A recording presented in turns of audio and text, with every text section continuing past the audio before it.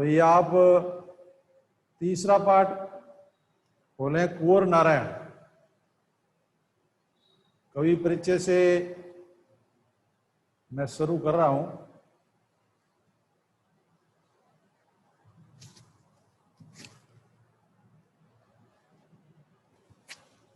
पाठ 3 कुंवर नारायण।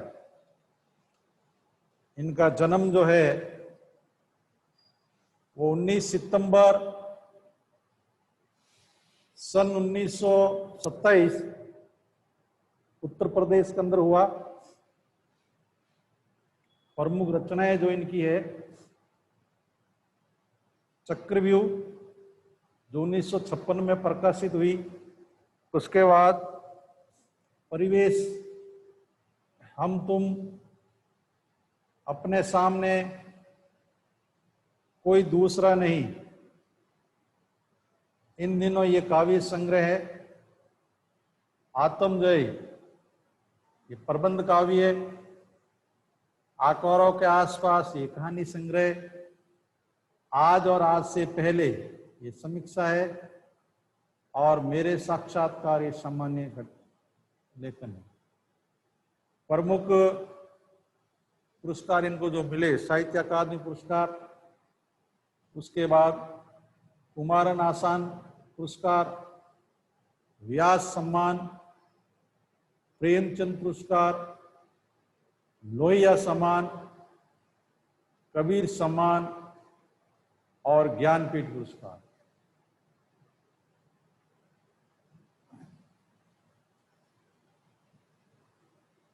पंक्ति लिखा है कवि,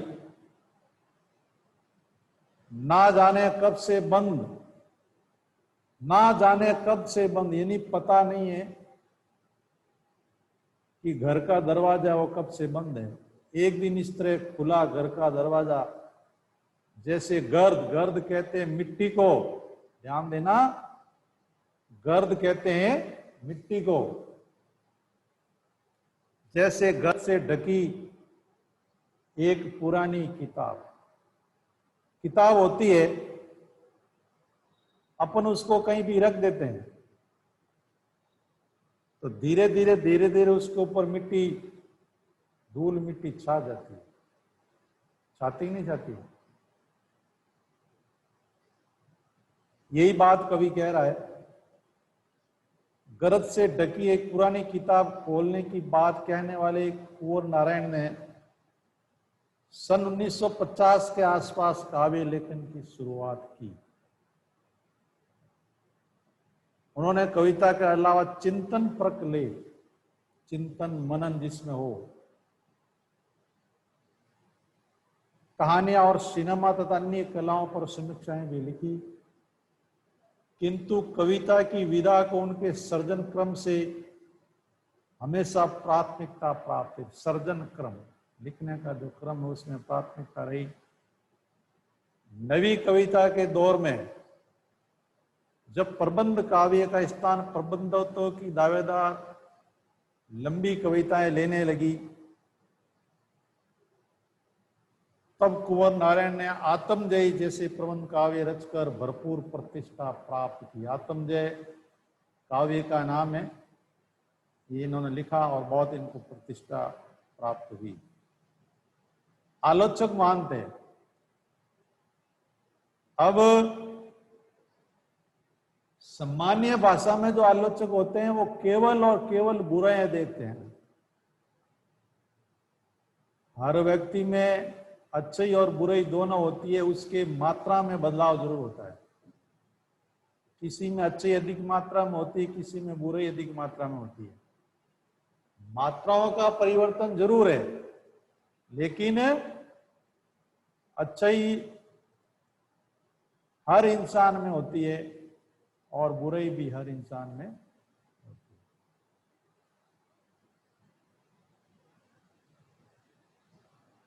काव्य के अंदर जो आलोचक होते हैं वो आलोचक अच्छाइयां और बुराइयां दोनों बातों को बता दें। समझ लो मेरी बात? इसमें अच्छाइयां कौन सी है और इसमें बुराइयां कौन सी है, वो दोनों बातों को बता दें। ये आलोचक का काम होता है। आलोचक मानते हैं कि उनकी कविता में व्यर्थ का उलझाव, व्यर्थ यानी बेफालतू उलझा देना, अखबारी सतहीपन, जिस प्रकार अखबार के अंदर कोई कविता लिखते हैं छापते हैं, उसका पेश, और वैचारिक धुंध के बजाय, धुंध यानी कोरा, संयम, परिष्कार और साफ सुथरापन, यानी जो कविताएं कुंवर नारायण ने लिखी वो एकदम साफ सुथरी है, एकदम साफ सुथरी है, उसमें किसी भी तरह का कोई राग द्वेष मेल मिलाप नहीं। भाषा और विषय की विविधता उनकी कविताओं के विशेष गुण माना जाता है। भाषा और विषय की विविधता,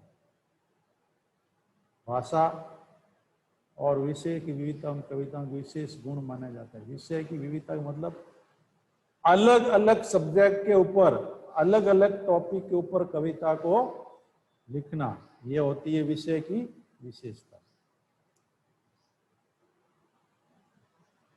उनमें यथार्थ का मतलब हकीकत, वास्तविकता का खुरदरापन भी मिलता है और उसका सहज सौंदर्य भी मिलता है। सीधी घोषणाएं और फैसले उनकी कविताओं में नहीं मिलते, क्योंकि जीवन को मुकम्मल तौर पर समझने वाला, एक मुकम्मल का मतलब वास्तविक तौर पर, हकीकत में जीवन को समझने वाला एक खुलापन उनके कवि स्वभाव की मूल विशेषता है। इसलिए संशय, संभ्रम और प्रश्नाकुलता, प्रश्न पूछना, अब क्या होगा, अब क्या होगा, कविता के बीज शब्द यानी मूल शब्द है। कुंवर नारायण जी पूरी तरह नागर संवेदना के कवि है। संवेदना, वेदना और संवेदना। आपको कोई दुख हो और वैसा का वैसा दुख मैं भी अनुभव करूं, वो होती है संवेदना। विवरण उनके यहां नहीं के बराबर है,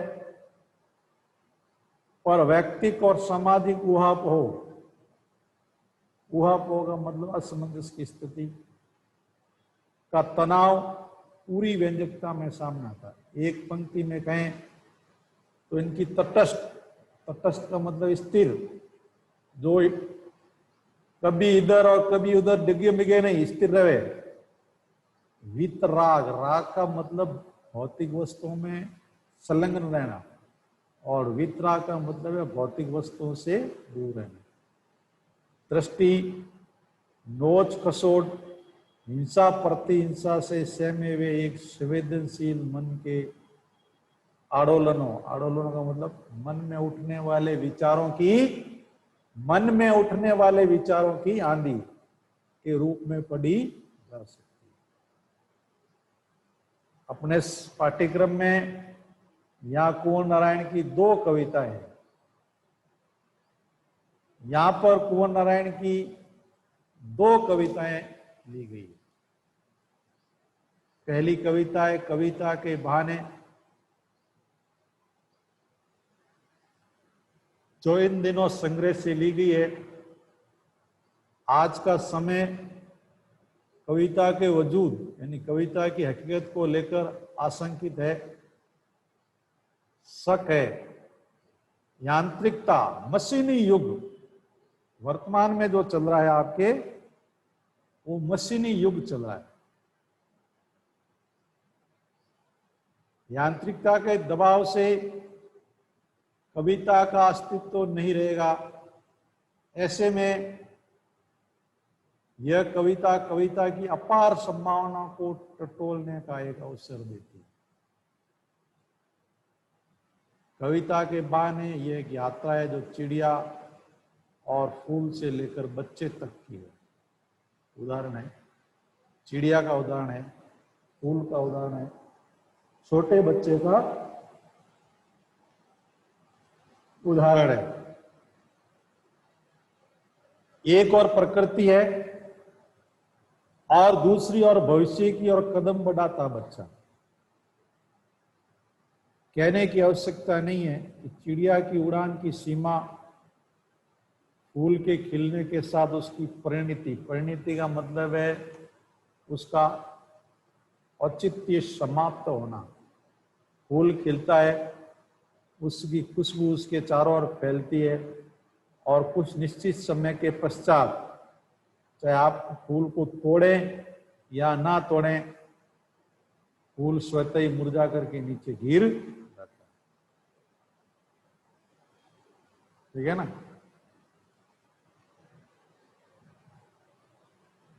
लेकिन बच्चे के सपने सी में, छोटा जो बच्चा होता है उसके जो सपनों की उड़ान है वो अंतहीन है, सीमाहीन है, उसकी कोई लिमिट नहीं। बच्चों के खेल में किसी प्रकार की सीमा का कोई स्थान नहीं होता। अंडरलाइन करें इसको आप। बच्चों के खेल में किसी प्रकार की सीमा का कोई स्थान नहीं होता। कविता भी शब्दों का खेल है और शब्दों के इस खेल में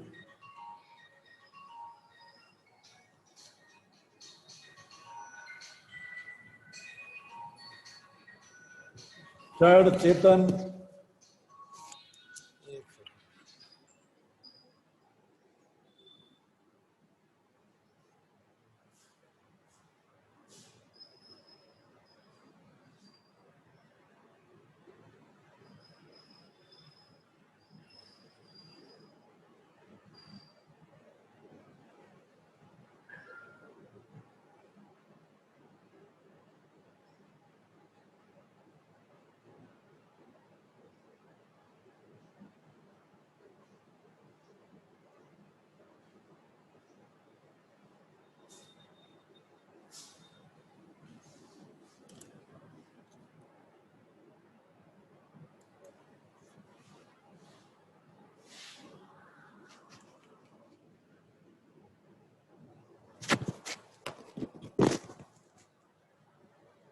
शब्दों के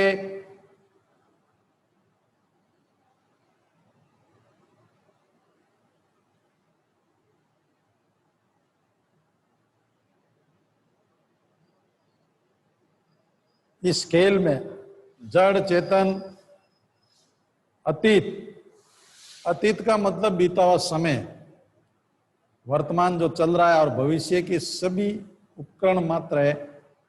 इसलिए जहां कहीं रचनात्मक ऊर्जा होगी वहां सीमाओं के बंधन खुद ब खुद टूट जाते हैं।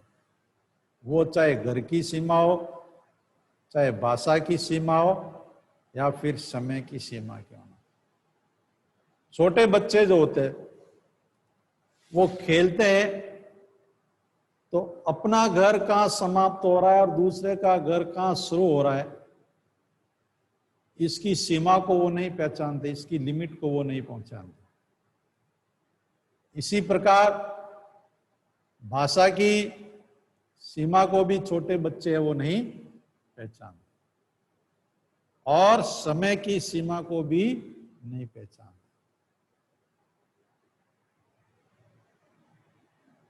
इसके बाद इसके अंदर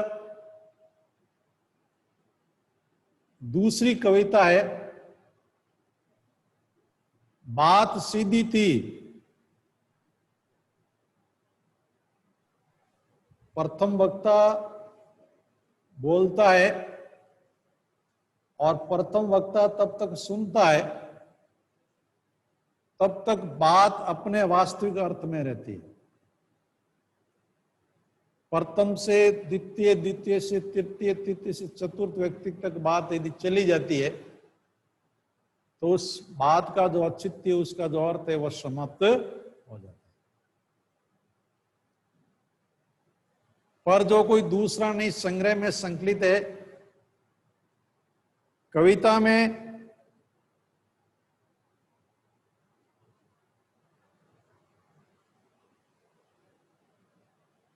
कथ्य, कथ्य का मतलब कथन जिसको अपन कह रहे हैं, और माध्यम के द्वंद्व उकेरते हुए भाषा की सहजता की बात की गई है। हर बात के लिए कुछ खास शब्द नियत होते हैं, ठीक वैसे ही जैसे हर पेज के लिए एक निश्चित खांचा होता है। अपन पेचकस से पेच कसते हैं ना, तो उसका एक निश्चित ढांचा होता है, निश्चित खांचा होता है, जिसके द्वारा अपन पेचकस के द्वारा एक निश्चित खांचे में उस पेज को कस सकते हैं। और पेज को बुरी तरह से कसे अपन, बुरी तरह से अपन कसते ही चले जाएं तो पेज की चूड़ियां मर जाती है और पेज ढीला हो जाता है, कसने की हो जाए।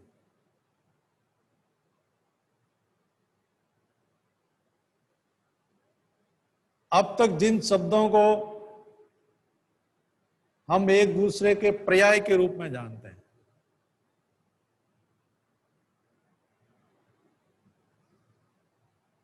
अक्सर जब क्लास होती है तो कई बच्चे ऐसे हैं, अपन होशियार उसको नहीं कह सकते हैं, डेढ़ होशियार कह सकते हैं,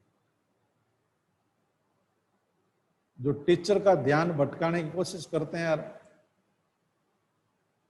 सर इसका क्या अर्थ होगा, सर इसका क्या अर्थ होगा। आपको मैं स्पष्ट कर दूं, कुछ शब्द ऐसे होते हैं जिसका व्यक्तिगत अर्थ नहीं निकलता है, पूरे वाक्य के साथ, वाक्य के संदर्भ के साथ उसका अर्थ निकलता है और संदर्भ के हिसाब से उसका अर्थ बदलता भी जाता है।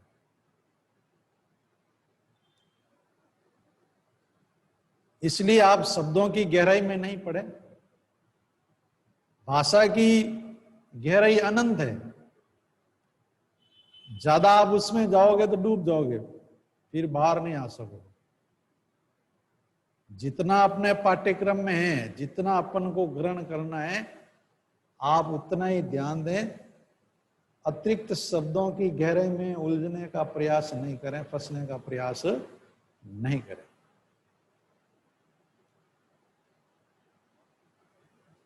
उन शब्द के भी अपने विशेष अर्थ होते हैं। अच्छी बात या अच्छी कविता का बनना सही बात का सही शब्द से जुड़ना होता है। अंडरलाइन करें आप इसको, अच्छी बात या अच्छी कविता का बनना सही बात का सही शब्द से जुड़ना होता है। सही बात का सही शब्द से जुड़ना होता है। और जब ऐसा होता है, यानी जिस स्थान पे, जिस पंक्ति में जिस शब्द को जुड़ना होता है, जब ऐसा हो जाता है तो किसी दबाव या अतिरिक्त मेहनत की जरूरत नहीं होती और वो सहूलियत के साथ, यानी आसानी के साथ वो अपना काम हो जाता है।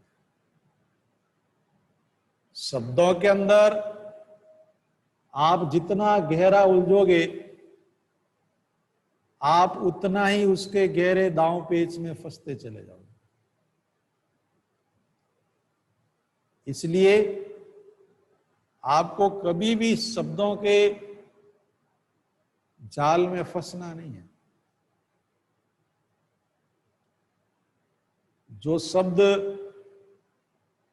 आपको उचित लगे, अमुक शब्द का प्रयोग इस स्थान पे होता है, उसी के अनुसार आप शब्दों का प्रयोग करें। अब कविता आपके शुरू हो रही है कविता के बहाने।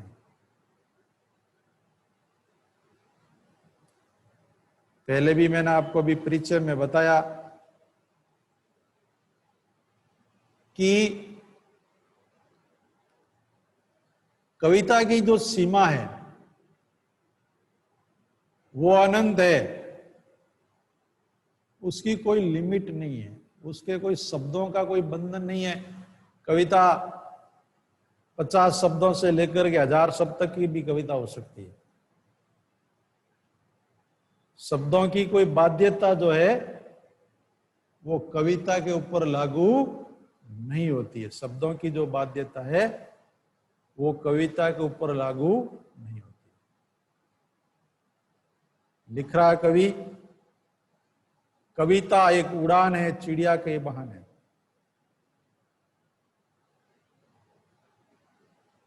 किताब के अंदर चित्र दिया गया है, आप ध्यान से देखें। एक पेड़ की शाखा है, उससे कुछ चिड़ियाएं उड़ रही है ना। प्रातःकाल का जब समय होता है तो दाना चुगने के लिए चिड़िया एक स्थान से दूसरे स्थान तक उड़ती है। यही बात कवि इसमें समझा रहा है। कविता एक उड़ान है चिड़िया के बहाने। जिस प्रकार चिड़िया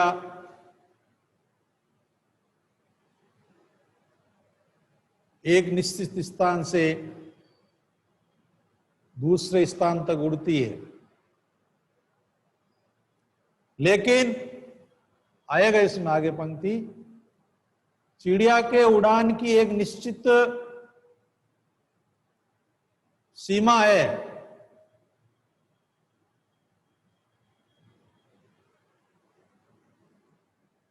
5 किलोमीटर 10 किलोमीटर, इससे आगे चिड़िया नहीं उड़ती है, अपना दाना पानी चुगती है और वापस अपने घोंसले को लौट जाती है। इसलिए कवि लिख रहा है, सेकंड पंक्ति में ध्यान दें, कविता की उड़ान भला चिड़िया क्या जाने। एक साधारण सी चिड़िया कविता की उड़ान को पहचान नहीं सकती, उसको जान नहीं सकती।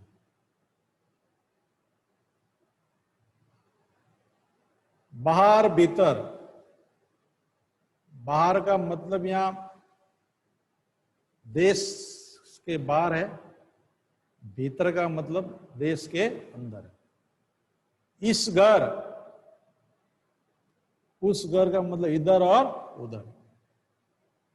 कविता के पंख लगा उड़ने के माने। ऐसा लगता है, ऐसा महसूस होता है, कविता के जो पंख है वो उड़ने के बहाने ही लगे हुए हैं। चिड़िया क्या जाने, एक साधारण चिड़िया, मैंने बताया ना आपको, जिसके उड़ान की एक निश्चित सीमा होती है। एक साधारण सी चिड़िया जिसके उड़ान की एक निश्चित सीमा होती है और वो निश्चित सीमा में ही, क्षेत्रफल में ही उड़ती है। लेकिन कविता की उड़ान है, अनंत है।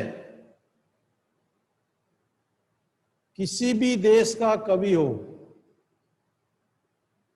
वर्तमान में तो संचार का युग है, इंटरनेट के माध्यम से किसी भी देश का कवि हो, कहीं भी बैठा हो, कहीं भी बैठा कविता लिख रहा है, तो अपने अकाउंट्स के माध्यम से वो पूरे विश्व में उसको भेज सकता है, फैला सकता है। इसको एक साधारण सी जो चिड़िया है वो पहचान नहीं सकती, क्योंकि चिड़िया की एक निश्चित उड़ान है। चिड़िया की एक निश्चित उड़ान है और उसका निश्चित क्षेत्रफल है। वो निश्चित उड़ान और निश्चित क्षेत्रफल तक ही उड़ती है, उससे आगे वो नहीं उड़ सकती। लेकिन कविता की जो उड़ान है वो अनंत है। मैंने बताया ना भी आपको, किसी भी देश का कवि हो, कहीं भी बैठा हो, वो कविता लिख करके पूरे विश्व में उसका प्रचार प्रसार कर सकता है। इस चीज को एक साधारण सी जो चिड़िया है वो समझ नहीं सकती। एक साधारण सी जो चिड़िया है वो समझ नहीं सकती। तो ऐसा लगता है कविता के जो पंख लगे हैं वो उड़ने के हिसाब से लगे। इसको एक साधारण चिड़िया समझ नहीं सकती। दूसरा इसमें जो उदाहरण है फूलों का। एक फूल खिलता है, खिलने के पश्चात 15-20 फुट के क्षेत्रफल में उसकी खुशबू फैलती है। उसके बाद चाहे आप फूल को तोड़ो या नहीं तोड़ो, चाहे आप फूल को तोड़ो या नहीं तोड़ो, वो स्वतः ही मुरझा करके नीचे गिर जाता है और उसकी खुशबू है वो समाप्त हो जाती है। अब कविता में कविता की खुशबू का तात्पर्य उसकी लोकप्रियता या प्रसिद्धि से। जितनी कविता अधिक पुरानी होगी, जितनी कविता अधिक पुरानी होगी उसकी लोकप्रियता उतनी ही बढ़ती जाएगी। ये निश्चित है। आप जो ये कवि पढ़ रहे हो, आपको दूर जाने की जरूरत ही नहीं है। आप जो अपने पाठ्य पुस्तक में चाहे तुलसीदास पढ़ रहे हो, चाहे हरिवंश राय बच्चन पढ़ रहे हो, चाहे कुंवर नारायण पढ़ रहे हो, आप इनको उठा करके देख लीजिए। जैसे कुंवर नारायण है, ठीक है ना, इसी का आप देख लीजिए। इसकी तो मृत्यु नहीं लिखी है वैसे इसमें,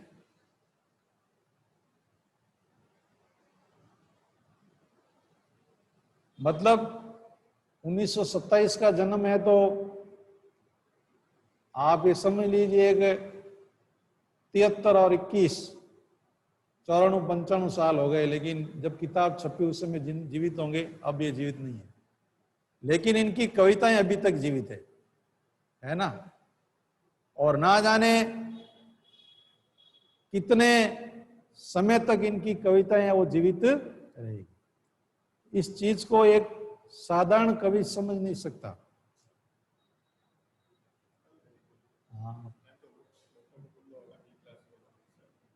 हाँ, अगली क्लास में कर लेंगे ये कविता वाला जो लेसन है,